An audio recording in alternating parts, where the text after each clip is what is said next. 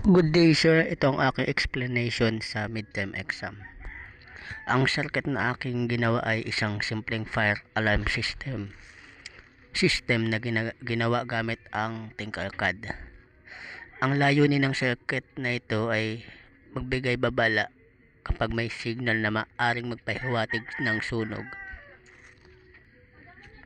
Ang circuit ay binubuo ng iba't ibang electronics components tulad ng breadboard, power supply, integrated circuits, LED, buzzer, resistor at mga wire na nakakonekta sa bawat bahagi. Ang 5 volts power supply ang nagbibigay ng kuryente sa buong circuit. Ang red wire mula sa power supply ay nakakabit sa positive rail ng breadboard. Ang black wire naman ay nakakabit sa negative rail o ground ng breadboard. Mula sa power rails na ito, kumukuha ng kuryente ang lahat ng components tulad ng IC, LED at buzzer.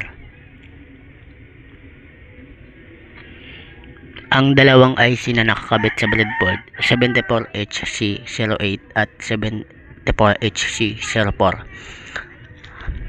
Ang bawat IC ay may BCC pin na nakakabit sa positive rail 5 volts, GND pin na nakakabit sa ground rail. Sa ground rail, ito ang nagpapagana sa mga logic gates sa loob ng IC. Connection ng input switches. Sa kanang bahagi ng breadboard ang dalawang switch na may kasamang resistor. Ang isang side ng switch ay nakakabit sa 5 volts power. Ang kabilang side ay papunta sa input pin ng IC. Kapag pinindot o nag-activate ang switch, magpapadala ito ng high signal sa integrated circuit. Ang resistor sa baba ng switch ay pull down resistor para siguraduhin na low signal kapag hindi pinindot ang switch. Ang connection naman sa pagitan ng dalawang IC.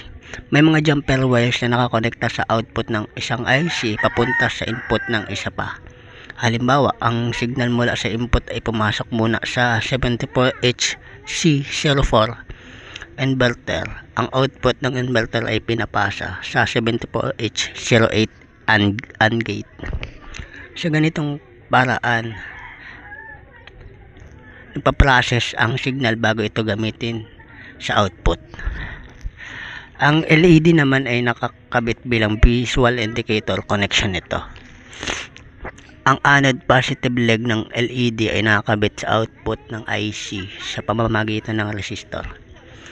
Ang cathode negative leg naman ay nakakabit sa ground. Kapag may signal ang output, dadalay ang kuryente at iilaw ang LED.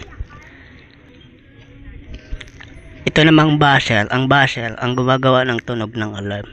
Ang positive terminal ng buzzer ay nakakabit sa output ng circuit.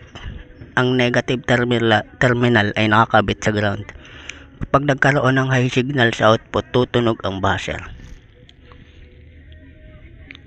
Ang resistor naman, ang resistor ay nakakabit sa LED para limitahan ng kuryente switches bilang pull down resistor. Ito ay mahalaga para protektahan ng components at maging stable ang signal. Ang circuit na aking ginawa ay nagpapakita kung paano ginagamit ang logic gates at electronics components upang makagawa ng isang simpleng fire alarm system. Kapag may signal na tanggap ang circuit, ay magbibigay ito ng babala gamit ang ilaw at tunog upang makatulong sa pag-alerto sa mga tao tungkol sa posibleng sunog. Yun lang sir at maraming salamat po.